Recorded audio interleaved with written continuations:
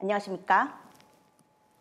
2022 인도 정부 예산안 정책 부분 발표를 맡게 된 EY 김근입니다. 올해 새롭게 EY 한국 데스크 일원으로 활동하게 되었는데 이 자리를 통해 인사드리게 되어 정말 반갑습니다. 제 발표 주제로 올해 인도 정부 예산안 가운데 정책 부분에 초점을 맞추어 경제 동향과 함께 설명드리겠습니다. 금년 예산안은 작년 코로나 예산과 대비되는 성장을 위한 투자가 돋보이는 예산안이었습니다. 특히 PM 가티샥티 프로젝트의 연장선에서 활발한 정부 주도의 인프라 투자 및 친환경 산업과 4차 산업혁명에 발맞춘 신산업에 대한 발전 의지를 보여주고 있습니다. 하나씩 살펴보겠습니다. 2022년도 인도 정부는 국가 인프라 파이프라인 사업과 총리 인프라 부흥 계획을 이어서 진행하며 지속적인 인프라 투자를 전년 대비 자본 지출이 34% 정도 늘어난 수준에서 진행할 것으로 예상되고 있습니다. 특히 아트반 니르바 바라트, 즉 자립의 인도라는 구호 아래 신사업 그리고 디지털 경제에 대해서 새로운 포커스를 주고 있는데요. 2023년 5G 주파수 경매를 시작으로 5G 연관 산업에 생산 연계 인센티브를 도입, 정보통신 기반 인프라 발전을 꾀하고 있습니다. 또한 최근 몇 년간 전 세계적으로 큰 화두였던 가상화폐를 적극 도입해 인도중앙은행이 공식적으로 발행하는 디지털 화폐가 발표될 예정입니다. 정부가 공인하는 가상화폐라는 점에서 이번 행보는 상당히 주목되고 있습니다. 인상적인 다른 행보는 기후변화 대응 및 청정에너지 전환에 대한 예산입니다. 특히 태양광 모듈 관련 생산 연계 인센티브를 19,500크로 루피 증액하고 전기차 배터리 상온 호환 기준을 보완해 전기차 배터리를 더 이상 개인이 오랜 시간 충전할 필요 없이 쉽게 교체할 수 있도록 하는 정책을 도입할 예정입니다. 그리고 Ease of Doing Business 2.0 프로젝트를 통해 지나치거나 중복된 규제를 완화하겠다는 기업 친화적인 발전을 위한 의지를 보여주고 있습니다. 2023년도 예산안은 한마디로 확대 재정 정책, 정부 주도의 경제 회복에 포커스를 맞추고 있다고 볼 수 있겠습니다. 대규모 정부 투자로 시장 수요를 회복하는 것을 목표함과 동시에 코로나로 인해 한동안 움츠러들었던 기업의 투자를 적극 장려하여 경기를 부양시키는 데 목적을 두고 있습니다. 하지만 전 세계적인 인플레이션 현상 및 미국 연준의 금리 인상과 더불어 인도 금리 인상 압박이 지속될 것으로 보여 과연 얼마만큼 다시 인도의 성장률이 회복될 수 있을 것인지에 대한 귀추가 주목됩니다. 코로나19 시기 대부분의 선진국이 양적 완화를 진행하여 늘어난 유동성으로 인해 인플레이션이 전 세계적으로 문제되고 있습니다. 또한 유가 상승, 공급망 위기로 인도 중앙은행 역시 인플레이션을 약 5% 정도로 전망하고 있습니다. 다만 환율 부분에서는 인도 중앙은행이 적극적인 안정책을 펼 것으로 보여 불안한 경기 가운데서도 수출입 안정화를 위해 최선을 다할 것으로 보입니다. 인도 정부의 시장 부채가 2022-23년에 걸쳐 큰 폭으로 증가할 것으로 보이며 결국 이는 인도 정부 금리 정책에 더 큰 압력으로 돌아올 것으로 전망되고 있습니다. 특히 미 연준이 금리를 인상하는 등의 방향을 잡은 가운데 인도 또한 금리 인상의 여파를 피해가지는 못할 것으로 전망됩니다. 다음은 이번 예산안이 인도 경제 성장에 어떤 영향을 미칠지 살펴보겠습니다. 인도의 실질 GDP 성장이 2022년 중 9.2% 성장할 것으로 예측되고 있으며 코로나 이전 수준 회복에 바짝 다가서고 있습니다. 타국가 대비 인도는 코로나로 인한 GDP의 급격한 하락을 경험하였으며 2022년도 회복세를 보였으나 그마저 코로나 이전 수준의 1.2% 정도 상승한 수준에 그쳤습니다. 다소 아쉬운 점은 GDP의 회복 부분이 대부분 정부 지출로 인한 것이며 실질적으로 가계의 소비 증가나 시장 수요가 회복된 것은 아니라는 점에 있습니다. 결국 지속 가능한 성장을 위해서 가계 소비와 투자를 다시 이전 수준으로 회복시키는 방법을 찾는 것이 현 시점 큰 과제가 될 것으로 관찰되고 있습니다.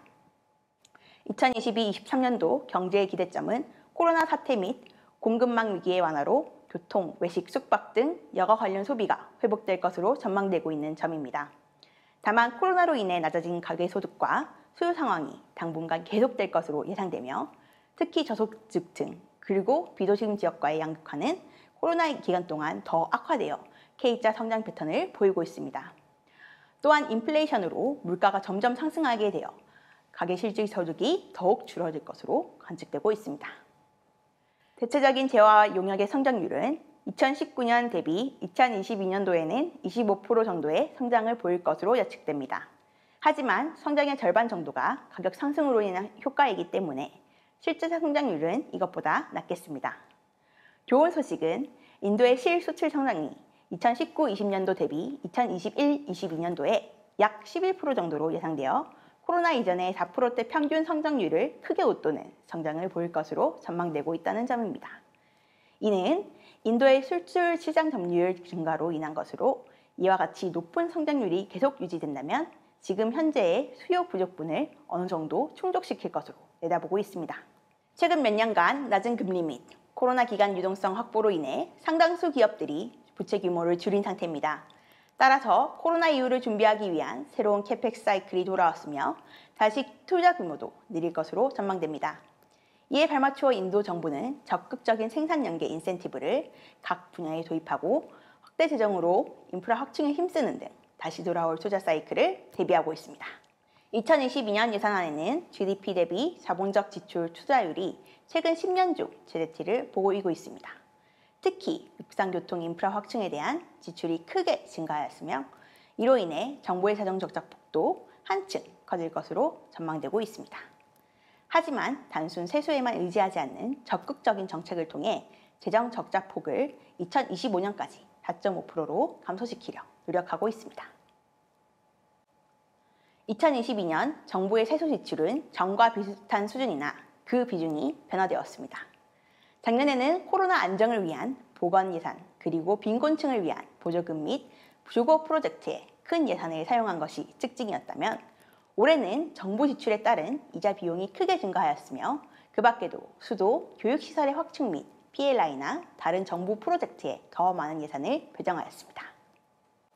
다음은 금융시장 및 인플레이션에 대하여 말씀드리겠습니다.